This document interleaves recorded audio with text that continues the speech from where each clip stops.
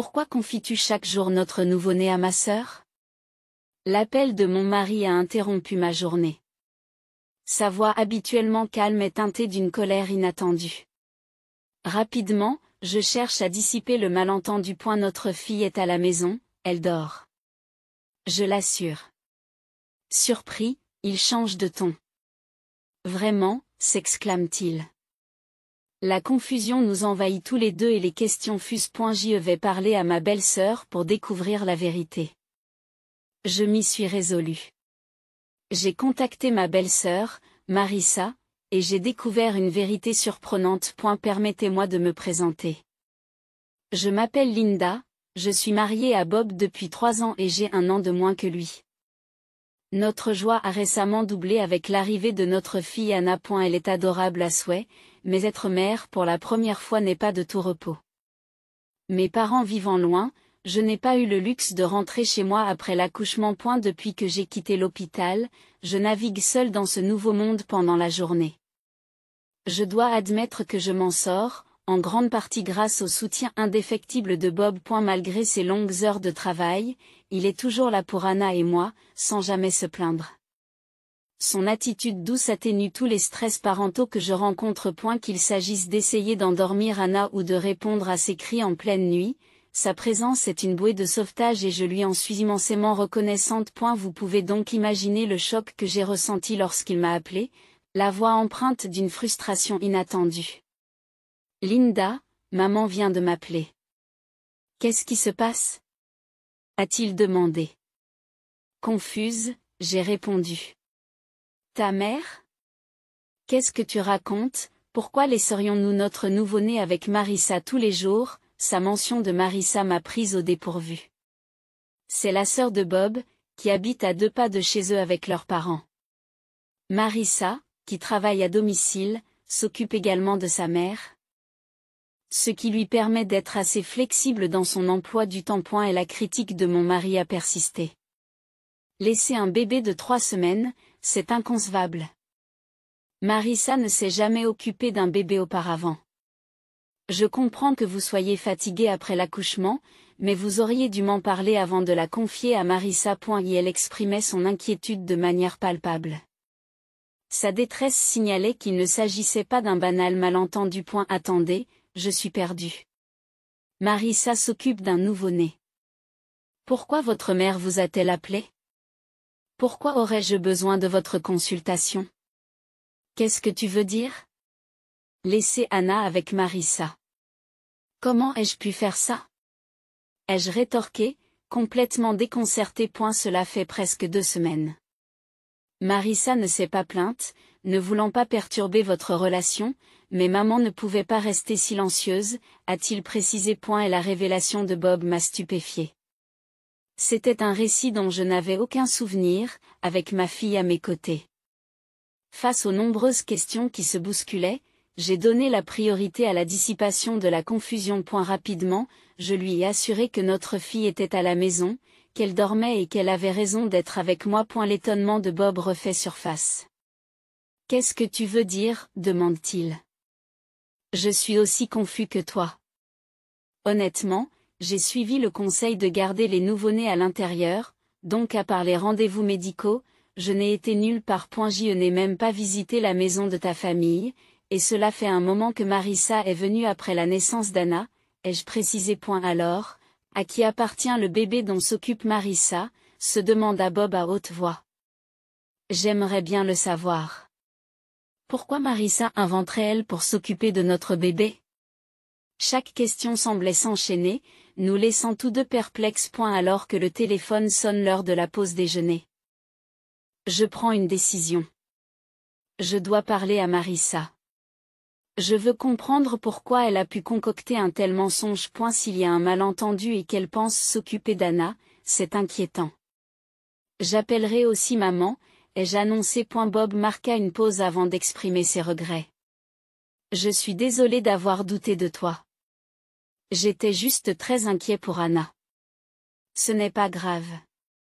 Tu t'inquiètes pour Anna, n'est-ce pas? D'ailleurs, quand je t'ai dit qu'elle était là, tu n'as pas douté de moi. Tu m'as fait confiance, je l'ai réconforté. Une fois notre appel terminé, je n'ai pas perdu de temps pour composer le numéro de ma belle-sœur. Marissa, tu as un moment?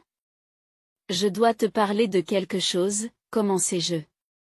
Linda, il faut que je te parle aussi, a répondu Marissa. Marissa et Bob sont proches en âge, c'est pourquoi elle a le même âge que moi bien qu'elle soit ma belle-sœur. Nous avons toujours eu de bonnes relations, et nous sortions même ensemble lorsque je sortais avec Bob. Je me demandais donc pourquoi elle n'avait rien dit à propos de cette situation. Je ne comprenais pas pourquoi elle aurait inventé une telle histoire. C'est le bon moment. Bob vient de me mettre au courant. Marissa, qu'est-ce qu'il y a à propos du fait que tu t'occupes d'Anna? Je ne l'ai confiée à personne, demandai-je, déconcerté. Et la voix surprise de Marissa a suivi, accompagnée du bruit des pleurs du bébé. Il semblait qu'elle s'occupait effectivement d'un nourrisson. En écoutant la réaction de Marissa, j'ai pris conscience de la situation. Marissa n'inventait rien. Elle croyait sincèrement qu'elle s'occupait d'Anna. Pour dissiper ses idées fausses, j'ai commencé à lui expliquer la vérité. Anna est ici avec moi, elle dort profondément. Je suis vraiment déconcertée par tout ça.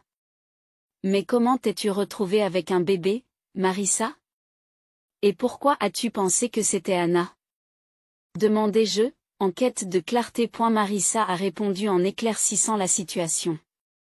La semaine dernière, papa m'a déposé un bébé. Il m'a dit que Linda avait l'air débordée, alors tu devrais l'aider avec le bébé. Cette révélation m'a laissé abasourdi. Puis Marissa a révélé un autre détail choquant. J'étais terrifiée parce que je ne m'étais jamais occupée d'un bébé. Je n'avais pas de nouvelles de toi, Linda. Et quand j'ai envisagé de t'appeler, papa m'a prévenu, si tu contactes Linda, elle va se stresser. Et un peu de considération pour ta belle-sœur. J'ai mes propres responsabilités, même quand je suis à la maison. Et il semble que la tromperie de mon beau-père soit à l'origine de ce chaos, mais l'identité de l'enfant dont Marissa s'occupait n'était pas claire. Pensant qu'une confrontation directe avec mon beau-père pourrait dissiper la confusion, j'ai demandé s'il était à la maison. Malheureusement, il est absent pour le moment. Ces derniers temps, il rentre tard dans la soirée, prend l'enfant dont Marissa s'occupait en disant qu'il la rendra à Linda, puis repart. Il revient généralement au bout de 20 à 30 minutes, explique Marissa. Frustrée par les manipulations de mon beau-père à l'égard de ma fille et de moi-même, je me suis sentie obligée de prendre la situation à bras-le-corps. Je comprends. J'en discuterai avec Bob, mais nous pourrions nous voir ce soir. J'ai pris ma décision avant de mettre fin à l'appel. J'ai rapidement envoyé un courriel à mon mari, lui expliquant en détail ce que j'avais appris de sa sœur. Je lui ai suggéré de poser directement la question à papa. Lorsque Bob est rentré à la maison, nous nous sommes donc rendus chez mes beaux-parents. Pendant le trajet, Bob a raconté sa conversation avec sa mère. Celle-ci était également bouleversée de découvrir que l'enfant qu'elle croyait être son petit-fils ne l'était pas. C'est un choc important, n'est-ce pas? Je n'avais pas imaginé que la première réunion de famille d'Anna se déroulerait ainsi. C'est une situation assez compliquée, a-t-il expliqué. En raison de ses problèmes de dos. Sa mère n'a pas encore rencontré notre fille. J'avais espéré lui présenter Anna lorsqu'elle serait prête à s'aventurer au bout d'un mois. Mais aujourd'hui, je suis découragée par le fait que notre présentation ait dû se faire dans un tel climat d'agitation. En arrivant chez mes beaux-parents, nous avons trouvé ma belle-mère et ma belle-sœur qui semblaient toutes deux déconcertées lorsque nous sommes entrés. Marissa a pris la parole. Bob, Linda. Papa a dit qu'il allait nous rendre l'enfant dont nous nous occupons. Mais il n'est pas encore revenu. Comprenant la situation, Bob intervient. Je vois, maman. Malgré la confusion, il s'agit bien de notre fille Anna. Sur ce, j'ai rapproché Anna de ma belle-mère. En voyant Anna, l'expression de ma belle-mère s'est adoucie. Elle est absolument adorable.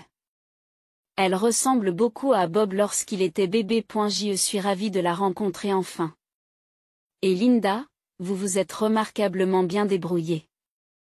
Je suis désolée que vous ayez été mêlée à tout cela, dit-elle avec sincérité. Ce n'est pas grave. Je suis aussi perplexe que les autres. J'ai répondu point à un moment même où je parlais, Marissa est intervenue. Moi aussi, je suis perplexe. Qui est cet enfant dont je m'occupe? Je ne comprends pas pourquoi papa a menti de la sorte. J'ai fait tellement d'efforts pour le diriger avec Anna. Et elle devrait aussi tenir compte de mes sentiments. La frustration de Marissa reflétait la mienne à l'égard de notre beau-père. Bob tente de détendre l'atmosphère, mais Marissa, tu as déjà rencontré Anna. Tu aurais dû remarquer que ce n'était pas le même bébé. Tous les bébés ne se ressemblent pas. J'ai pensé que quelque chose n'allait pas, mais j'ai supposé que les bébés changeaient rapidement d'apparence. Marissa s'est empressée de se défendre. À ce moment-là, notre beau-père est revenu. Je suis de retour. Je suis de retour. Pourquoi Bob et Linda sont-ils ici? La panique de notre beau-père était palpable. Cette tromperie venait de lui. Nous avons tous échangé des regards désapprobateurs, chacun l'accusant silencieusement. Sous l'effet de la tension, notre beau-père se mit à bégayer. Oh, Linda, cela fait longtemps. Qu'est-ce qui t'amène ici? As-tu oublié quelque chose? Il tente de détourner l'attention.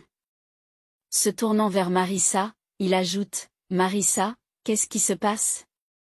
Marissa, que se passe-t-il? Je t'ai demandé de vérifier si tu n'avais pas oublié quelque chose. Je cède à la colère face à la manipulation de notre beau-père, qui utilise mon nom et celui de ma fille dans sa tromperie et rejette ensuite la responsabilité sur Marissa. J'ai instinctivement serré ma fille contre moi, sentant la tension rayonner dans la pièce. Mon mari et ma belle-sœur partageaient le même sentiment, les poings serrés de frustration. C'est moi qui ai rompu le silence, la colère transparaissant dans ma voix. Mort, sérieusement? Tu dis vraiment ça? C'est inacceptable, même pour toi. Qu'est-ce que tu veux dire par là?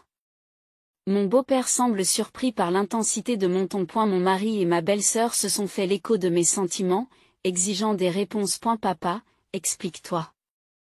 Linda n'a jamais laissé Anna à qui que ce soit. Pourquoi inventer un tel mensonge? Il doit bien y avoir une raison pour que quelqu'un s'occupe du nouveau-né d'une étrangère. C'est exact. Tu m'as manipulé pour que je m'occupe d'un enfant. Qui est ce bébé? Je suis terrifiée, même si c'est celui de mon neveu, et encore plus celui d'un étranger. Je ne le tolérerai plus. Marissa est intervenue avec une conviction rapide. Mon beau-père est resté sans voix. Tandis que nous trois, nous continuions à le fixer du regard, exigeant la vérité.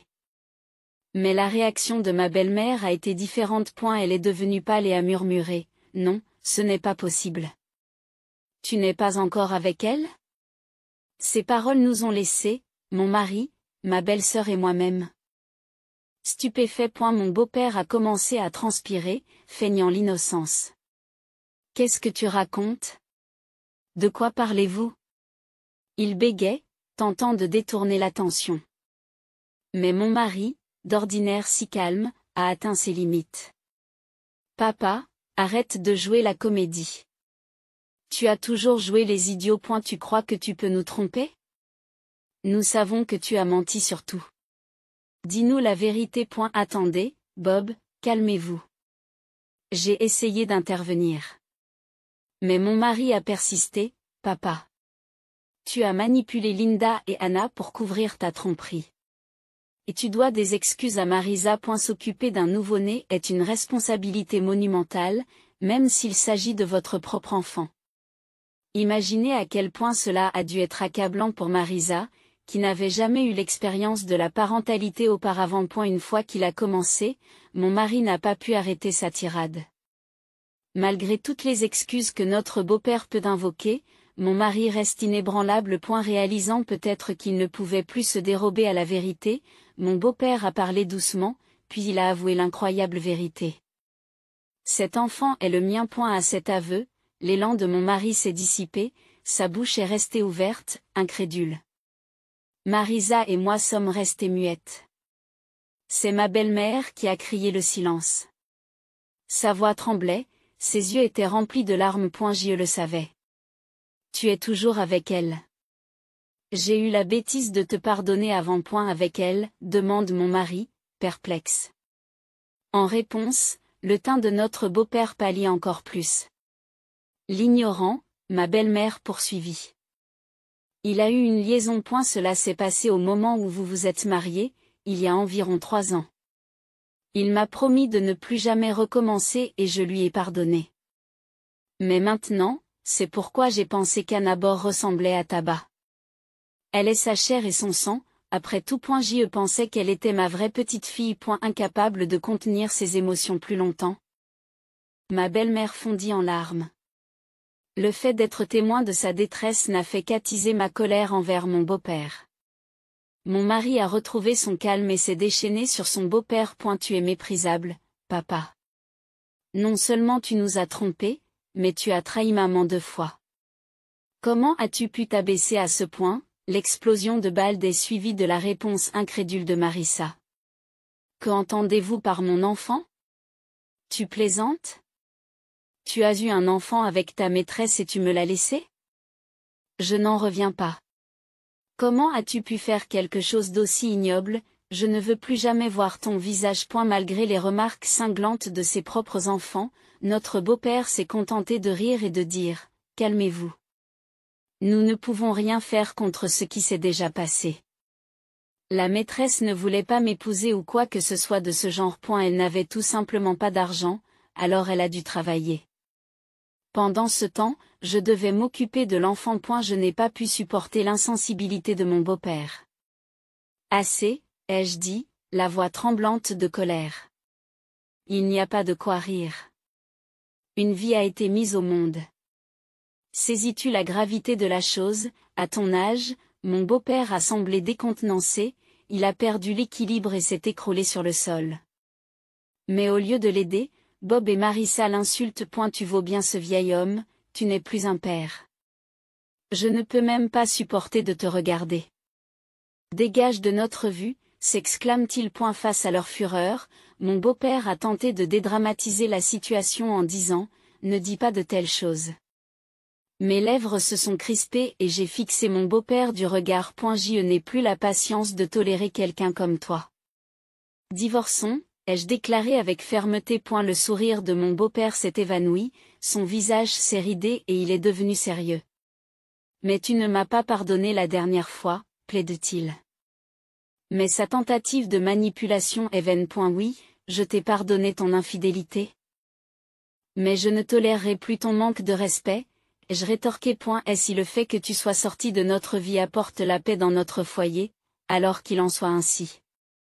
Quant à ma survie, je me débrouillerai très bien sans toi, et j'ajoutai. Mon beau-père s'accroche aux pieds de ma belle-mère et je l'observe avec dédain.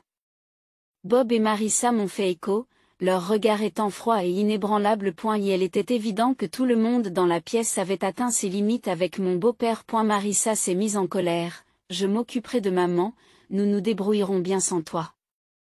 Mais comment comptes-tu vivre? Tu as toujours compté sur maman pour tout, de la cuisine à la lessive. Les paroles de Marissa ont visiblement ébranlé mon beau-père.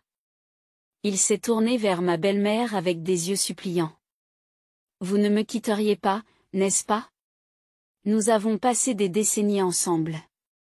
Tu ne peux pas imaginer la vie sans moi, n'est-ce pas? Mais ses espoirs ont été rapidement anéantis lorsque ma belle-mère s'est débarrassée de son bras qui s'accrochait à elle. Arrêtez de vous faire des illusions. Jusqu'où faut-il dégrader les gens pour se sentir satisfait? Qui voudrait rester avec un infidèle comme vous? Je suis en train de demander le divorce. Et si tu l'aimes tant, pourquoi es-tu allé rejoindre ta maîtresse? Ma belle-mère a craqué, la voix ferme et résolue. Qu'est-ce qu'il y a? Attendez, parlons-en. Nous pouvons arranger les choses. Cette femme n'était rien pour moi. Tu es la seule que j'aime.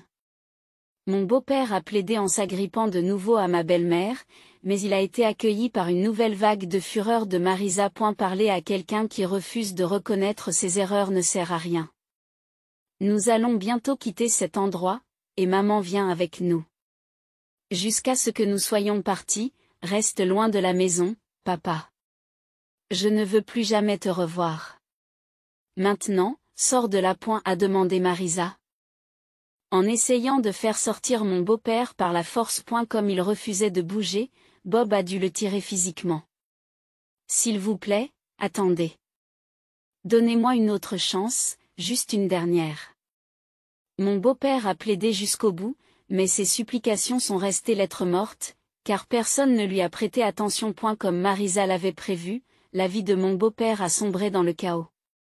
S'efforçant de gérer les tâches les plus simples, il s'est retrouvé incapable de tolérer le désordre et la saleté croissant de sa maison. Cherchant désespérément de l'aide, il s'est tourné vers sa maîtresse, mais il s'est heurté à son refus sur le pas de la porte.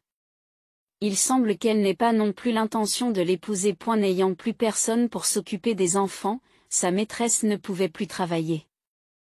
En proie à des difficultés financières, elle a commencé à réclamer une pension alimentaire à mon beau-père, allant même jusqu'à intenter une action en justice pour obtenir une pension alimentaire pour les enfants. Pendant ce temps, ma belle-sœur et ma belle-mère se sont installées dans un appartement non loin d'une autre. Plus d'un mois s'étant écoulé depuis la naissance d'Anna, j'ai commencé à leur rendre visite plus fréquemment, accompagnée d'Anna. J'ai maintenu ma relation amicale avec Marisa, faisant comme si rien n'avait changé, et mon lien avec ma belle-mère est resté fort. À l'avenir, je suis déterminée à élever ma fille du mieux que je peux, avec le soutien de mon mari, de ma belle-sœur et de ma belle-mère.